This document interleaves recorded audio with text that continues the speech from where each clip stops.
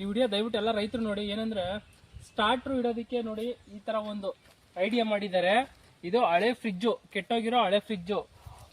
ಈ ಫ್ರಿಜ್ ಒಳಗೆ ನೋಡಿ ಸ್ಟಾರ್ಟರ್ ಎಲ್ಲ ಇದರಲ್ಲಿ ಇನ್ಸ್ಟಾಲ್ ಮಾಡಿದ್ದಾರೆ, ವೈರು ಪ್ಲಸ್ ಇದಕ್ಕೆ ಬೀಗ ಬೇರೆ ಇದೆ, ಬೀಗನೂ ಹಾಕ್ಬೋದು. ಇದು ಹಳೆ ಫ್ರಿಜ್ಜು. ನೀವು ಯಾವ್ದಾದ್ರು ಗುಜ್ರಿ ಅಂಗಡಿನಲ್ಲಿ 2000-1000 ರೂಪಾಯಿ ಕೊಟ್ಟರೆ ಹಳೆ ಫ್ರಿಜ್ ಕೊಡ್ತಾರೆ, ಅದನ್ನ ನೀವು ಈ ತರ ಯೂಸ್ ಮಾಡ್ಕೋಬಹುದು. ಆಮೇಲೆ ಇದು ಇನ್ನೊಂದೇನಂದ್ರೆ ಇದು ಶಾಕ್ ಪ್ರೂಫ್, ನಿಮಗೆ ಕರೆಂಟ್ ಎಲ್ಲ ಹೊಡೆಯಲ್ಲ, ಎಲ್ಲ ಫೈಬರ್, ಕರೆಂಟ್ ಹೊಡೆಯಲ್ಲ, ಮಳೆಯಿಂದ ಸೇಫ್ಟಿ ಆಗಿರುತ್ತೆ.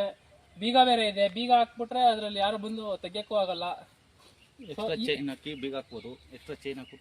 ಬೇಕಾದ್ರೆ ಚೈನ್ ಹಾಕಿ ಬೀಗ ಹಾಕೊಬಹುದು. ಇದನ್ನ ಬೇಕಾದ್ರೆ ಕಾಂಕ್ರೀಟ್ ಅಲ್ಲೇ ನೀವು ಬೇಕಾದ್ರೆ ಇದಾಕ್ಬಿಟ್ಟು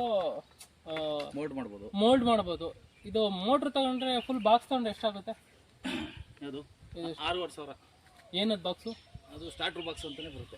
ಸ್ಟಾರ್ಟರ್ ಬಾಕ್ಸ್ ಅಂತ ಬರುತ್ತೆ, ಅದು ಒಂದು 6,500 ರೂಪಾಯಿ ಆಗುತ್ತೆ. ಆದ್ರೆ ಇದು ಗುಜರಿ ಅಂಗಡಿಲಿ ಕೇಳಿದ್ರೆ 1,000-2,000 ರೂಪಾಯಿ ಕೊಡ್ತಾರೆ. ಇದು ಈ ತರ ಹಳೆ ಫ್ರಿಜ್ ನ ತಗೊಂಡ್ಬಂದು ಈ ತರ ಒಂದು ಐಡಿಯಾ ಮಾಡಿ ನೀವು ಯೂಸ್ ಮಾಡ್ಕೊಳ್ಳಿ. ಪ್ಲಸ್ ಇದ್ರಲ್ಲಿ ಕರೆಂಟ್ ಹೊಡೆಯಲ್ಲ. ಸ್ಟಾರ್ಟರ್ ಬಾಕ್ಸ್ ಆದ್ರೆ ಕರೆಂಟ್ ಹೊಡೆಯುತ್ತೆ ಅದರಲ್ಲಿ, ಬಟ್ ಇದ್ರಲ್ಲಿ ಕರೆಂಟ್ ಏನು ಹೊಡೆಯಲ್ಲ. ಎಲ್ರಿಗೂ ನಮಸ್ತೆ, ಧನ್ಯವಾದ.